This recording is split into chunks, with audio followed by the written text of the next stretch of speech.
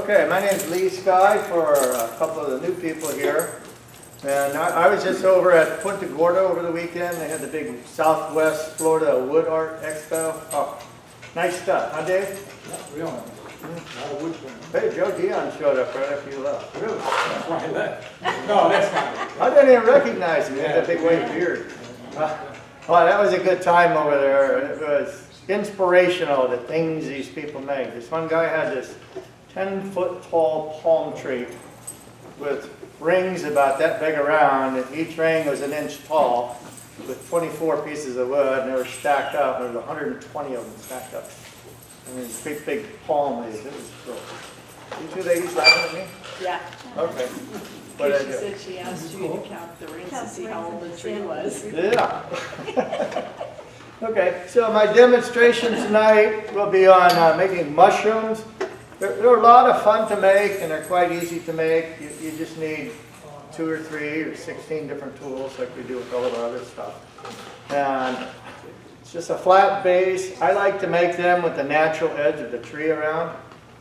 And it makes it a lot more interesting. You can leave the bark on or take the bark off. And Norfolk, most of the time the bark comes off. You can make them any size you want.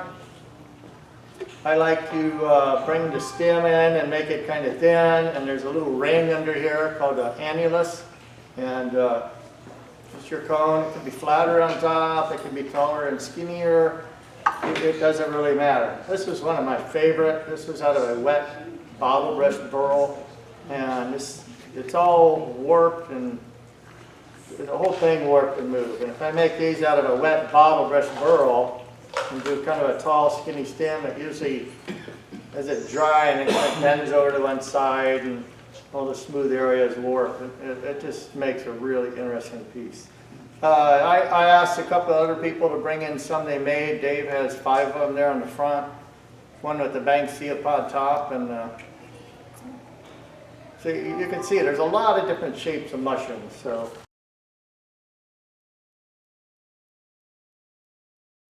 They're a lot of fun to make and quite easy. This one I even inlaid that lab-grown opal in the top, and the finish on most of these is not done. Like these 3, I don't think there's any finish on at all. And this one needs another coat, but this one's done. So, what's that? Did I hear a question? No. No. Just talk. So today I'm going to make one out of Norfolk. This will be the top, and I put a tenon on already on the base. And then Dave Piper reminded me that I like to put a tenon on the top, shape the top a little, put a tenon and put it in this way. That way I can hollow, which camera? I can hollow way back under here, easier on the right side than trying to do it over here on the left side. So I will round the top over, put a tenon, swap it into chuck, do the whole underside, not until it's too thin, because we'll have to turn it back around and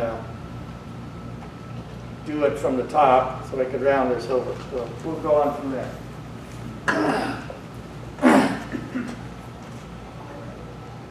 Make sure everything is tight. No chuck.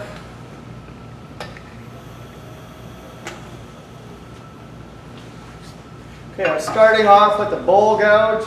This is in grain. Norfolk, the knots are side grain. And I chose this way because if you see this little dimple here in the knots go down into Norfolk at a little bit of an angle like that. And how you can tell that is if you split this knot directly in half, the pith is high on one side. That was the top of the tree. Then you have this big triangular shaped dimple that's pointing that way. So that's the way the knots go down into the wood. And if I turn it and make a flatter one, these knots will have longer red streaks up. I even made one once. It was about this big around and not tall. So it's meant to sit on the floor, and I had the knots really streaking up. It was a really good looking mushroom. And I just want to start rubbing this down, creating some shape, and we'll do a tenon.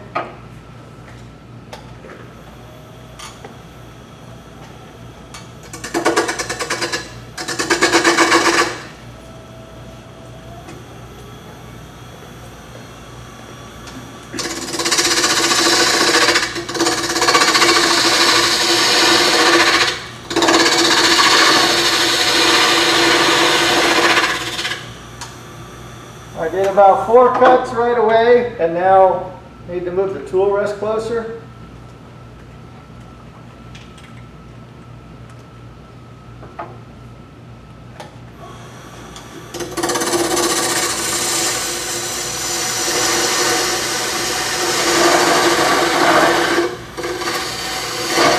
If you put a trash can over here, I could shoot the chips right in the trash can. This is going to be the biggest mess we've ever made in this place yet. So. Lee, what are you cutting with? Bowl gouge. Pay attention, Lance. You always say that, and you always ask stuff later. Just in case anybody else missed it. You do that almost every meeting.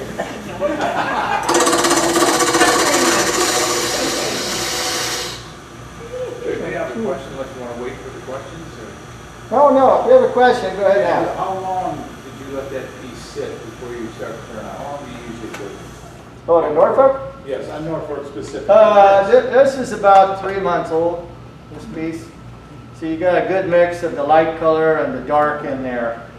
Like the one that Bill did over there is really dark. That one was sitting around for like 10 months. It was basically totally dry. There's hardly any yellow in it at all. And I like a good mix of the light and the dark. See, this one probably sat around for 2 months because it's got quite a bit of the yellow on it. The only reason I mention that is just, I mean, that's what I found too, is if I don't think I'm going to get to a piece Yeah. for a while, what I do is just not so, I mean, I cut the branch back because it's easier to move it around. Rather than Yeah, just sticking cut those out. branches off. And I'll take some of that plastic wrap and I'll wrap, Yeah. put it aside. And I found that, 5 months later, it's still not funky that you can use it. Well, You but know you're it'll not be gonna- really dark though. Yeah, but if you know you're not going to get to it, you can still use it and it's not funky. Yeah, and you can also wrap it up and put it in a freezer. It will stay just like it. Yeah, it'll be just like a brand new. You can do that in Norfolk and take it out of the freezer and it'll be totally yellow with none of the spalking. So I have to take some of Kay's ice cream out of the freezer to put maybe. You buy a dedicated freezer. Oh, okay. We're wood turners here. Oh, yeah, okay. Yeah. Kay will not be happy. I think there's a couple used ones on Craigslist right now.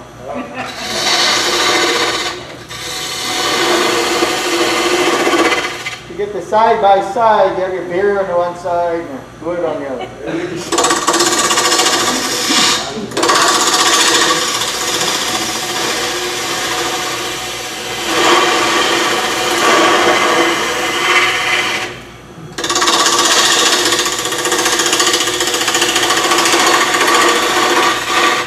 Okay, time to move the tool rest up again. I'm just starting to get down to the knots, so they're going to start banging and making a lot more noise. Okay, let's step up.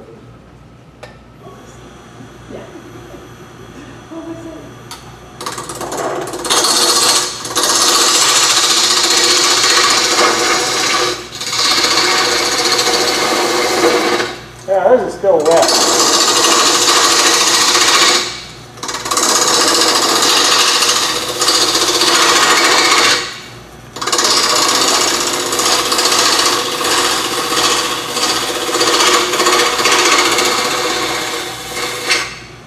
Now I have the flute and the gouge here over about 45 degrees. I see a lot of people that come in and they turn it all the way on the side, which is fine if you're doing a very shallow finishing cut.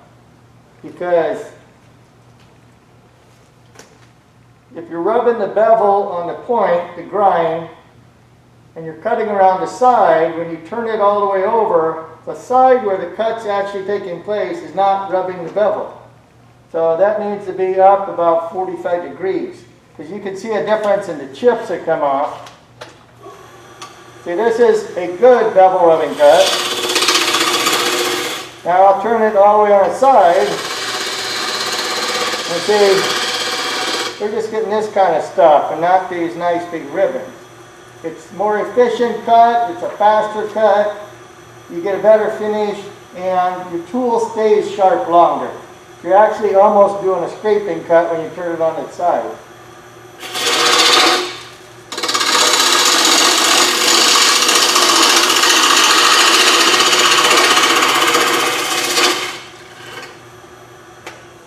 Now I think I'm going to forego doing the tenon and turning this around. I'm just going to come over here and hollow it from underneath.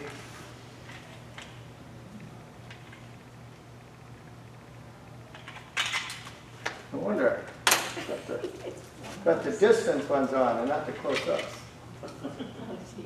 Oh, that's a whole lot better. This looks pretty good now. Notice all the old people in the back aren't laughing.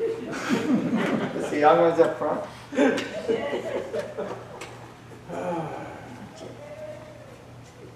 Okay, I still have this knot which comes down another 3/4 of an inch, so I want to get down past that.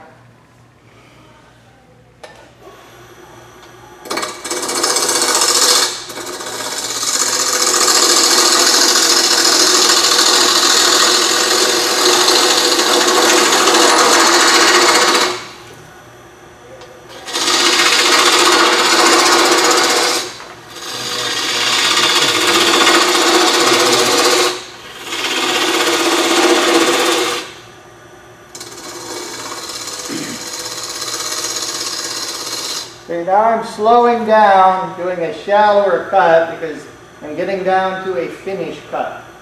If I'm going too fast and cutting too deep, it tends to tear the grain and leave tool marks. But a very slow, shallow cut, you could get it almost flawlessly clean.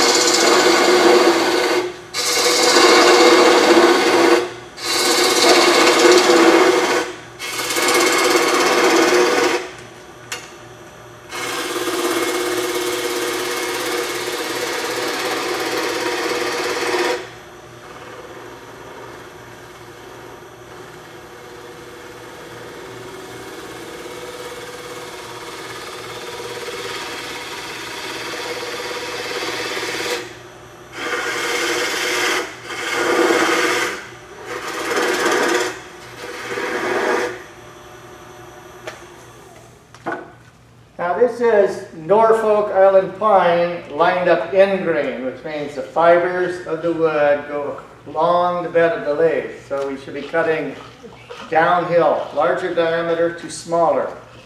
If you're doing a side grain piece, you should be cutting up, like the outside of a bowl, because the grain cuts better coming this way. This in grain, it cuts better going down. And this is a really nice smooth finish. One little issue there where the knot has disappeared. Okay, so my top is pretty much done. I want to leave the tailstock on for the time being and start undercutting here. A bug just came out and was walking around. That's why you put it in the freezer. Yeah, exactly. That won't work up north because those bugs are acclimated to the cold. But down here, it kills them. I've turned Norfolk with these bug holes on it before, great big pieces, and I had them just, I'd stop and look and they'd be coming up and out. I just poured mineral spirits all over it. Cut off their heads and go down. Well, they come out and they're dizzy though. And the palmetto bugs, the cockroaches, when you get fresh Norfolk, that white sap they eat it, and they get stoned on it. They're running around in the day, flying, they'll come running up, look at you, and they eat that and get stoned. So if you ever wonder why you see them when you don't normally, and you got Norfolk around. Okay, so I want to start coming in either with a parting tool to define my edge, where my top rim will be, because I want to keep the natural edge. And this one has a bandsaw cut where I cut through the bark, so I need to fill that or grind it, blacken it, make it look like a bug hole.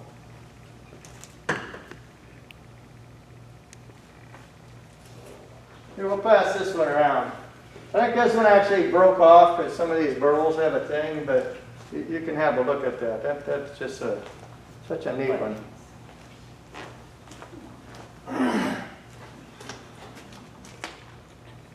And a lot of people like mushrooms. There's some friends of mine who started buying stuff at shows from me, and they probably got 25 mushrooms of mine.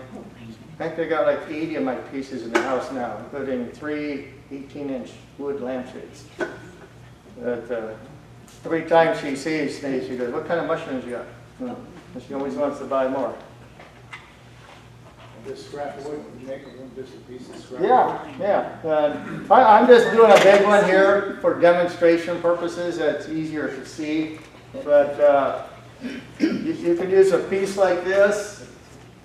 This is bottle brush. You can use a branch. You want to use one where the bark stays on well. Mahogany kind of pops off, but this could be a really tall mushroom. You do the rim there, the stem, and the base way down here. This can be a short one, flatter tops. Here's a piece of mango with kind of a weird shape, and you do this one, and the outer rim kind of goes up and down like it does on a natural edge bowl. It really gives them a neat look. This is a fresh piece of gumbo limbo, which is white. It kind of turns a little muddy gray, but this stuff gets really lightweight. And, I heard it's good for carving too. Yes. You want that one, Roger? Why not? Well, we're going to be taking down a tree in our yard, so if you want a whole bunch, Thank you. we've got some big stuff. Gumbo limbo. Oh, the gumbo limbo, yeah. Do the limbo. Okay, so I want to start in with the parting tool, or maybe I'll start in with the bowl gouge. And the edge of the bottom, I'm planning on bringing it up a little so I can cut it completely off.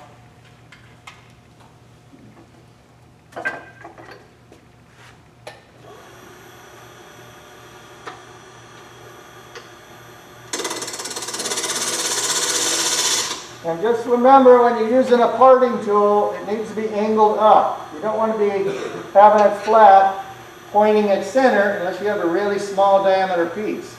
It cuts better angling up in the air.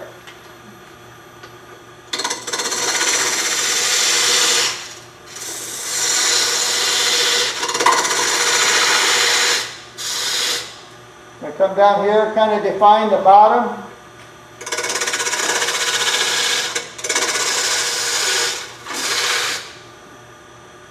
That's close enough for now. Now the bowl gouge to remove some of the material in here. So it will look something like this.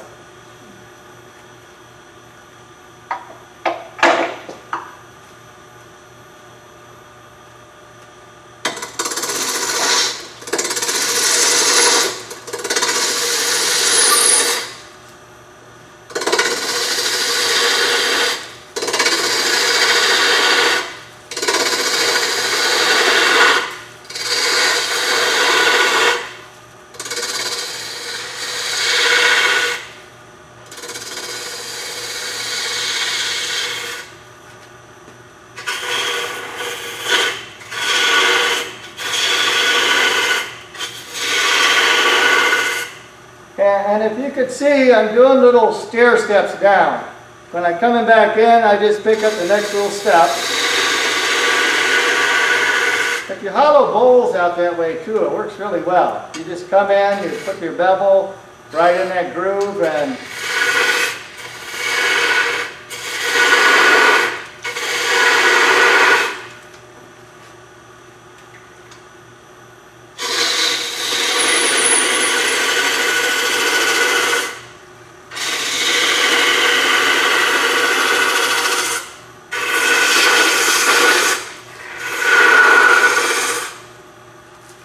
the first time I demonstrated at the Florida Symposium, they had the chairs a little bit closer, and I was doing a coin racing funnel like that out of fresh Norfolk, and I had about this much extra wood on it. So I cranked it up, took my big ball gouge, and I just buried one of the guys in the front. He just sat there, and the chips were building up more. I was shooting this big long stream all over him. That's always fun.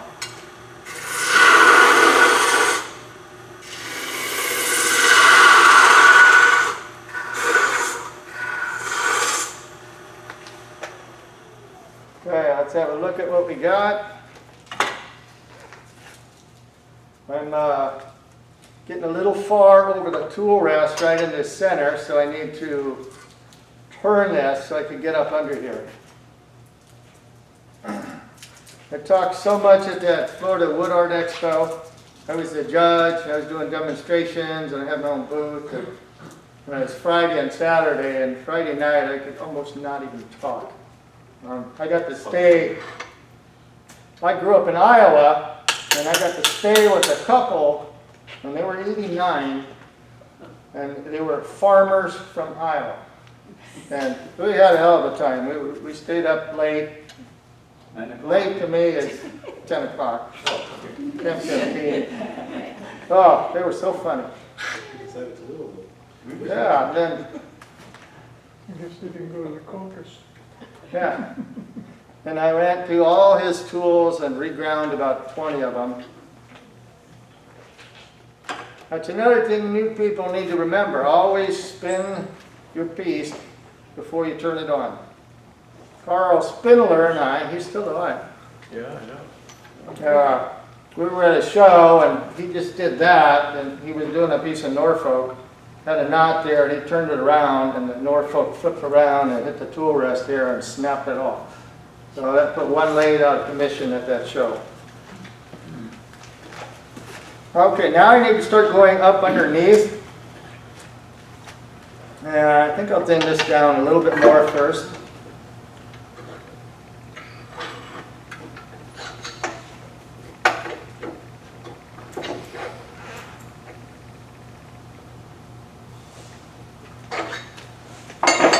Shorter ones.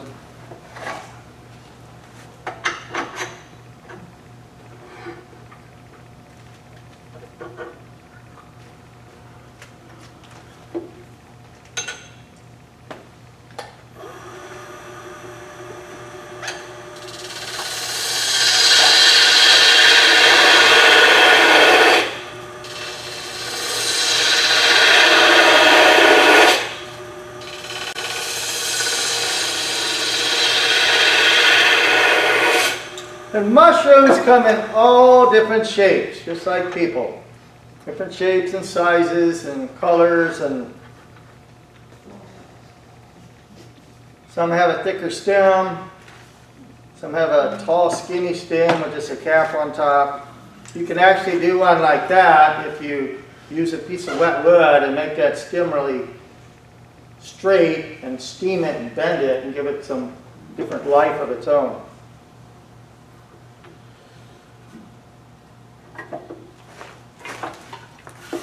Why do you always do on the tiny detail stuff? Well, because this is Norfolk Island pine, and it's really soft. Just the vibration and the pressure of this is in probably 3/8 of an inch, that point right now. It's a soft wood, and this keeps going in. And if it's a little bit loose, I'm going to start getting some vibrations. And this will keep it tamed. A little bit more bowl gouge.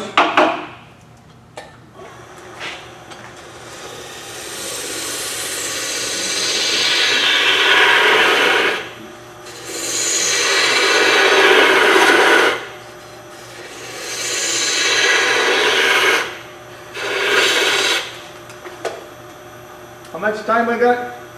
Till 8 o'clock. Okay, 7:24. All right, I want to switch over to spindle gouge. I could go right for a scraper or a parting tool, but I just like the way a gouge cuts a lot better. This is the Carter one. It's double-ended. There's a bowl gouge on one end and a spindle gouge on the other.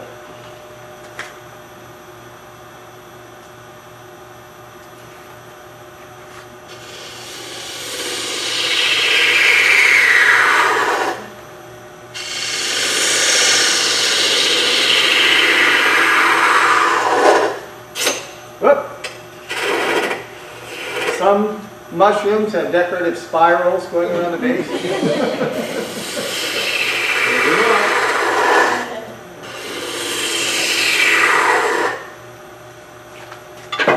Guess we'll have to fix that.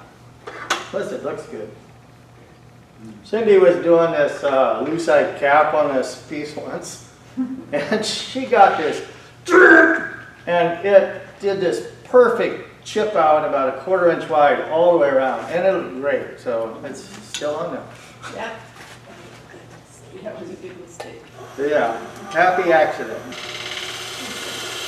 No, it's too good pipe. No, exactly. I don't want to do that. Screwed it up the first time.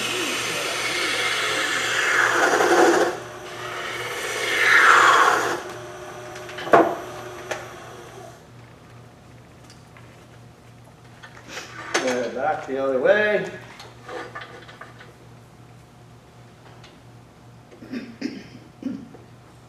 Now this Norfolk is nice because sometimes it has really neat patterns going through it.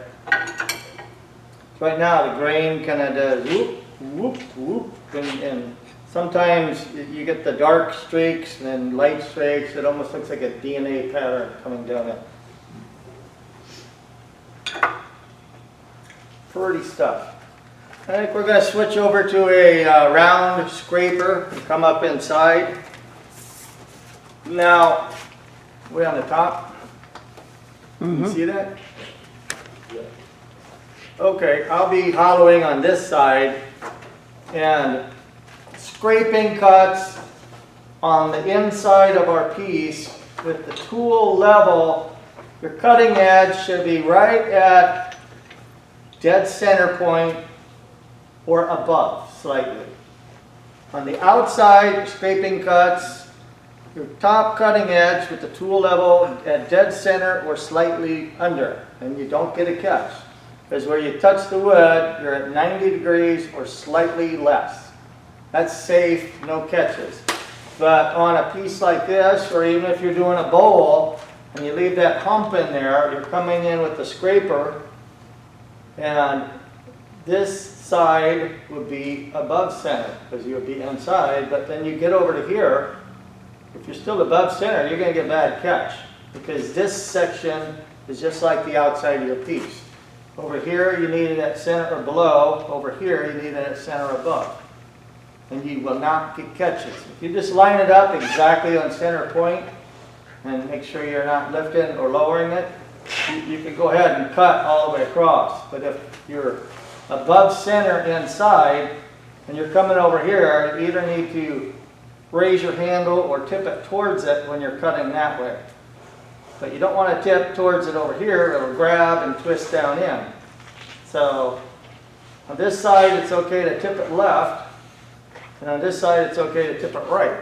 If you know you're a little above center on the inside, then you're hitting this bump. That helps you prevent getting catches and diggings. Right, Jerry? Right, Jerry? Well, I'm left-handed, so I do the opposite. Now the principle is just the same. Except for that one finger, right? That's true. So right now I'm going up in it, and I want to tip the tool slightly towards the wood. That way when the surface cut touches that wood, it'll be 90 degrees or a little less. No catches. If I'm over 90, half a degree, that's where your catches and diggings come in. Now I'm going to go over and hit this section, and I don't want it up, so I want to flatten the tool out. or tip it slightly left.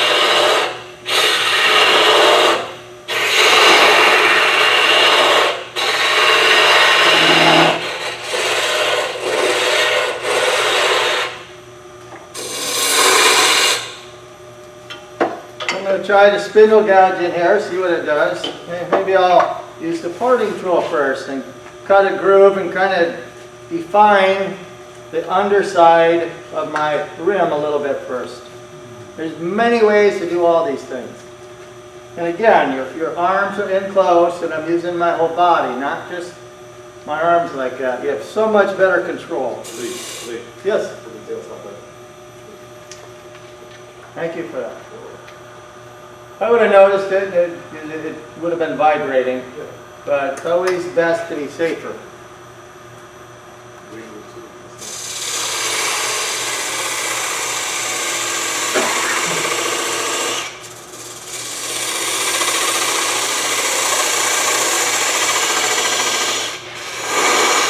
And I'm continuing to widen the hole. When you're doing a cut like this, I've heard it said you only go in as deep as the tool is wide. Then you pull it out, go to the left, make your insertion wider.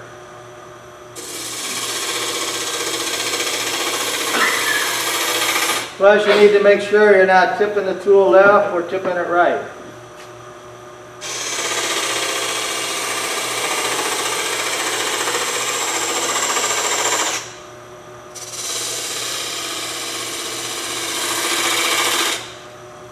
Need to crank up the speed a little bit, it'll cut better.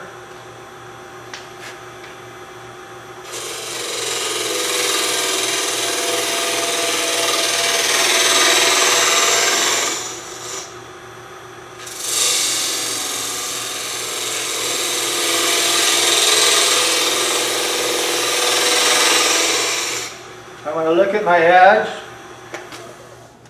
because I like to take the edge all the way down so it's nice crisp edge around. I still have, right there I'm where I want to be, it's still flat all the way around, a little bit there, so I need to undergo a little more.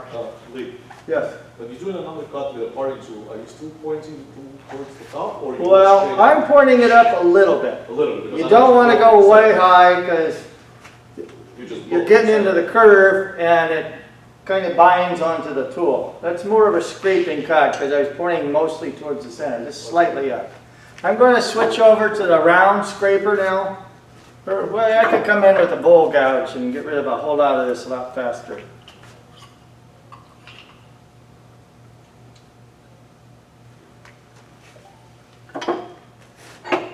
Just want to double check the chuck.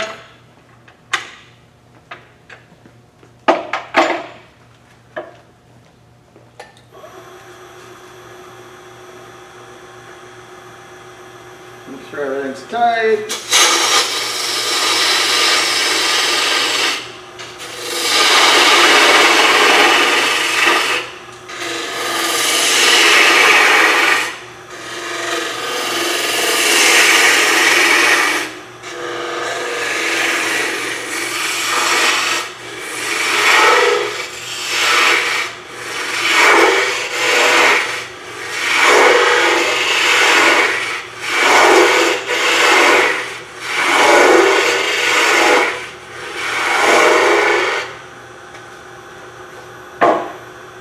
Okay. Now going with the round nose scraper, I'll be cutting on the right side of the tool, so I want to make sure it's flat and on center, or I'm going to twist it slightly the direction. So when I get down to that center stem, I got to make sure I twist it back up.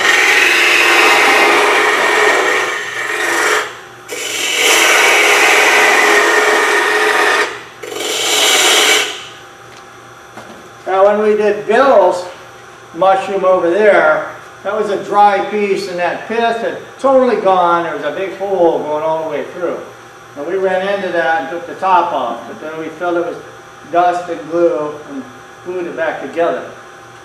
So you just need to be aware of Norfolk. This is fairly fresh, so that pith is pretty much still solid, but when I start getting down there and I try and notice when I'm getting to the pith, and I'll stop and I'll look at it. If it's really dry, that's going to be crumbly. I'll put some glue in there so the particles in there just get solid, and I have less trouble down the road and less chance of snapping it off. How about running a skewer through it? You can do that too. You need a stainless steel rod though, probably. Skipping it to the right so I can go along this edge here.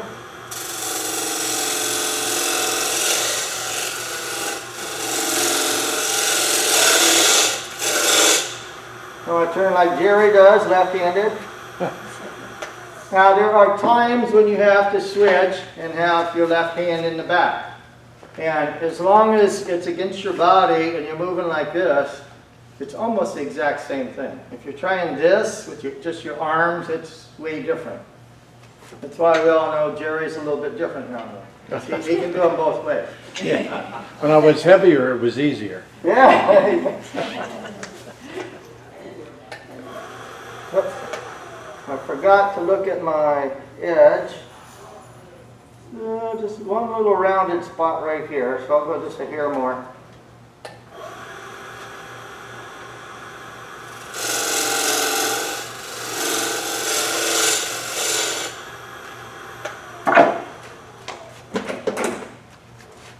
Okay, now this edge is sharp like a steak knife. It is really sharp, so I just want to round that over slightly. In case I mistakenly bump it, it will cut you to the bone.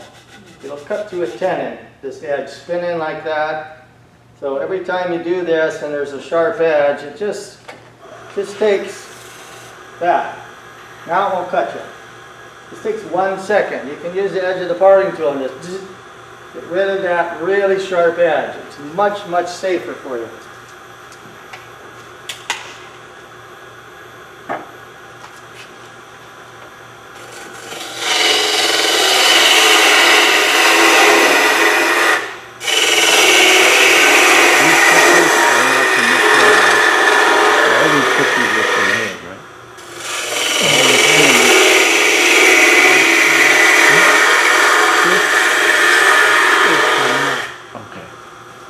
And yours is over there, okay. I don't know if you see that on the camera. Now I'm just running the right side of the tool down here. I'm turning it up ever so slightly, so where I touch it's 90 degrees or less. But then when I'm getting down here in the center, I'm rolling the tool flat, and then over here on the left, I'm actually rolling towards that a little bit. If I keep it this way and I come down and I hit that center stem, it's going to grab and twist into it and give a really bad catch. Like Bill did the other day. Right, Bill? Yeah, right. And that was like the last cut, too. He just went, wham! All right, I'm going to just, I could hollow this a little bit more. We still got 20 minutes. But I want to refine this and do the top and the bottom and talk about something else. See right there, the pith is just starting to show up. I know you can't see it from that camera. So I want to put just a touch of thin glue in there. Hit it with the accelerator. Give it a second. Okay, this is looking pretty good. I want to refine the little ring that goes in there. And you can make them in there or not. I mean, people see that at a show, they go, oh, you got the little ring. So this makes for a better piece. In that voice too? Yeah. Well, if it's a big buff guy like you, oh, look at the little ring.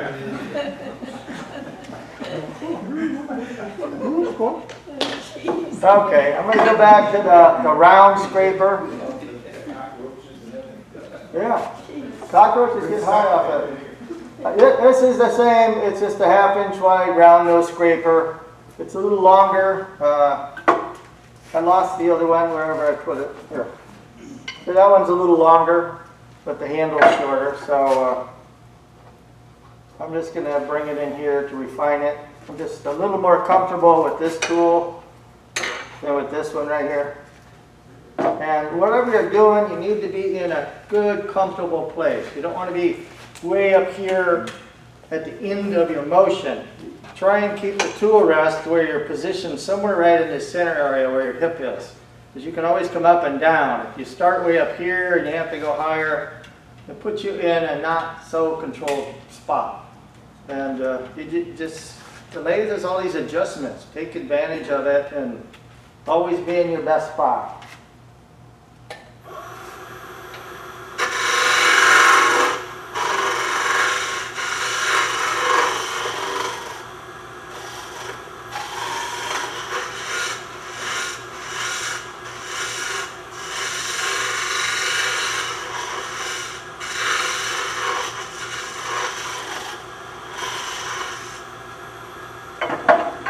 Okay, now I think go back to the parting tool and undercut the edge of that ring.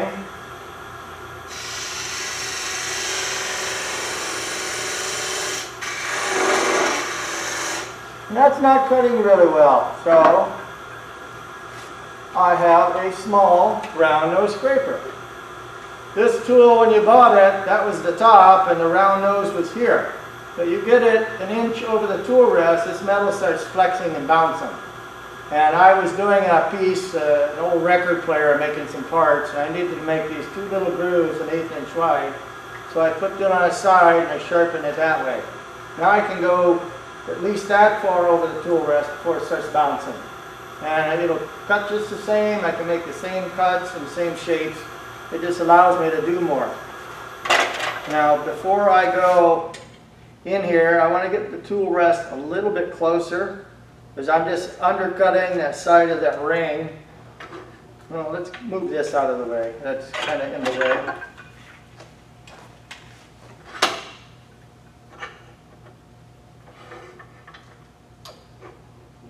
See, I'm trying to work up underneath, and this stuff is kind of in the way. Get it out of your way so you got room to do the finer details.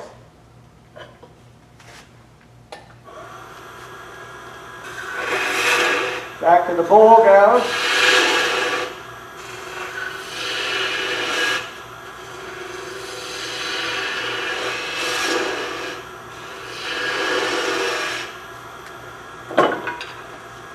I'm going to switch the tool rest around, come underneath with this small scraper.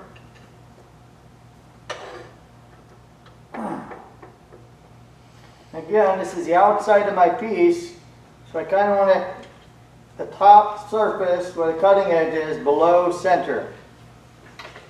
Make sure this is tight.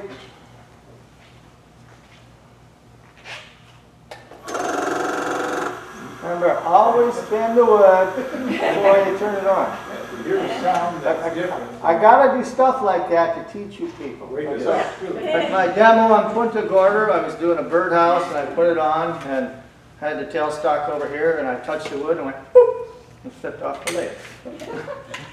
I intentionally do that kind of stuff. Yes, sir. 10 minutes. 10 minutes. This says I got 17 minutes. Who's the president? 10 minutes. Sorry. I voted for him.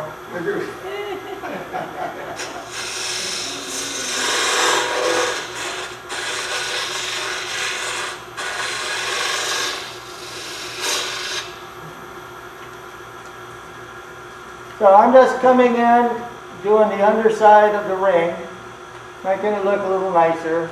You know, you got to think about what you're making. This is just going to basically sit on a table.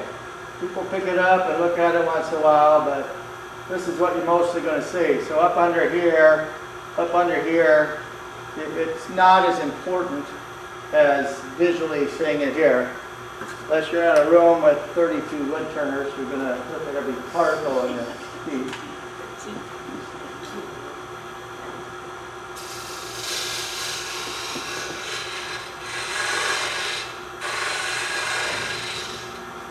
And sometimes I put 3 rings on there, usually just one though.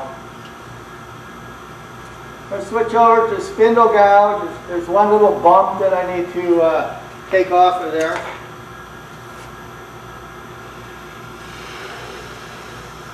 This long point I have ground on it allows me to go way up underneath here. Perfect. Now let's look and see if there's any issues. There's just some light tool marks which will sand out nice. Okay, the edge of the ring has got a little bit of chips on it. I'll come in and do one quick cut to clean that up. Rotate it by hand.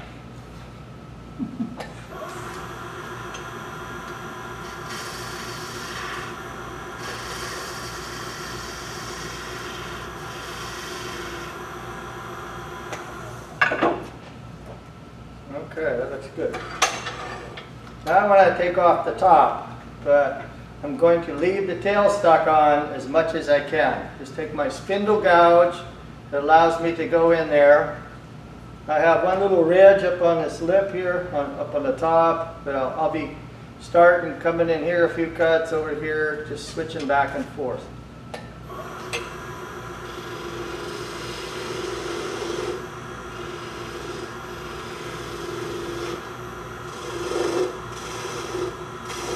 I have to remember the pith is in there somewhere, so that's not really strong. And if I went in here and did a really thin one and I hit that pith and that top snaps, it could snap it under there. See, I just hit the pith. I heard it change.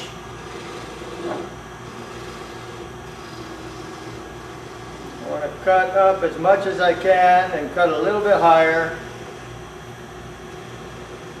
And I'm cutting it off up above. Still a little nub there. I know this is wet and the pith is pretty stout still. If this was a drier piece, I would put CA glue right on that little brown spot where the crumbly stuff is. But this one is still wet and firm enough.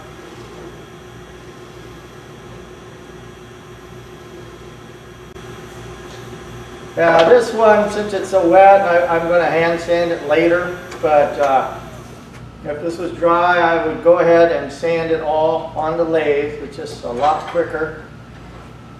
And the base is a lot thicker than the top. It can be the same or it can be thicker. It just looks better if it's as thick or thicker than the top rim. If you make the base really skinny, it kind of gives it an odd look.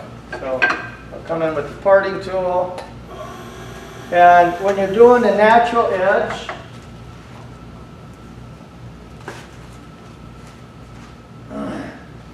like one of these, you want the first ½ inch or so to be absolutely flat, not undercut. Because when you sit it down, if it's undercut, you'll see space under part of it. If you get it flat till you're past the whole edge, it'll rest all the way around the bottom. And then you can undercut it a little bit there. Just want to move this back so it doesn't hit it. Remember, the tool's angled up.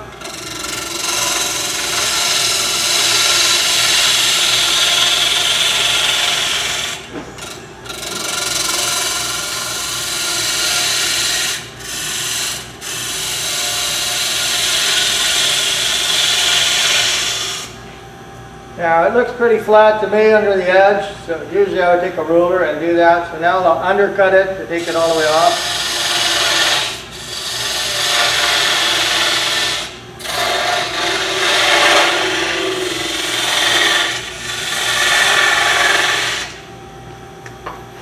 Move my tool rest so I can get closer in.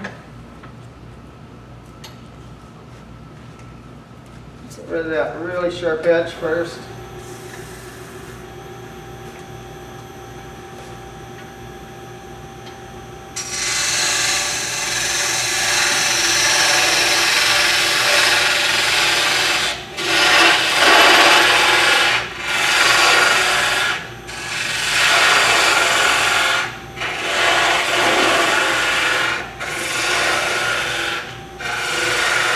I'm about 3/4 of an inch. I'm listening and I'm watching. If I see this to start to wobble, I will make sure I get hold of it and or slow it down.